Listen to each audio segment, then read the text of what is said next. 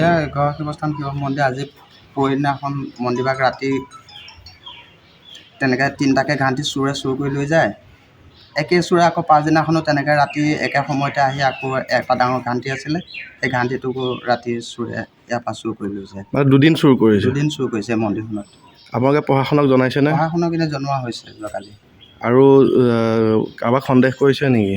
সন্দেহ মানে এতিয়া তেনেকৈ সন্দেহ আমি কৰিব লগাটো আমাৰ তেনেকৈ সন্দেহ কৰিব আমি নোৱাৰোঁ, আমাৰ কোনো উপায় নাই। তাৰ উপৰি আমাৰ CCTV আছে, CCTVত কটেজ পাইছে পুলিচ প্ৰশাসনে, তেওঁলোকে কি বিচাৰ কৰে।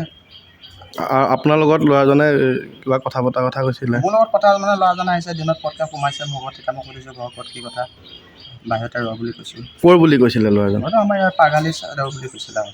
অঁ, তাৰপিছত তাতে আৰু মুছলমান ল'ৰা কিনে কি ল'ৰাটো চিনাকিটো আৰু তাৰ কিমান মান পৰিমাণৰ হ'ব এই ঘণ্টিকেইটা? ঘণ্টিকেইটা যিহেতু 5টা ঘৰতকৈ ঘণ্টি নিছে। এইবিলাক ঘণ্টিৰ দাম 1 কেজি ঘণ্টিৰ দাম 3,000 টকা দাম আছে। এতিয়া এটা আমাৰ 10 কেজি ওজনৰ ঘণ্টি এটা আছিলে, বাদ বাকী এটা তেনেকৈ 5-7 কেজি আছিলে, বাদ বাকীকেইটা আছিল আৰু তেনেকৈ মোটামুটি নিছে আৰু। কোন মন্দিৰ হয় এইটো? এইটো ঘৰ শিৱস্থান শিৱ মন্দিৰ।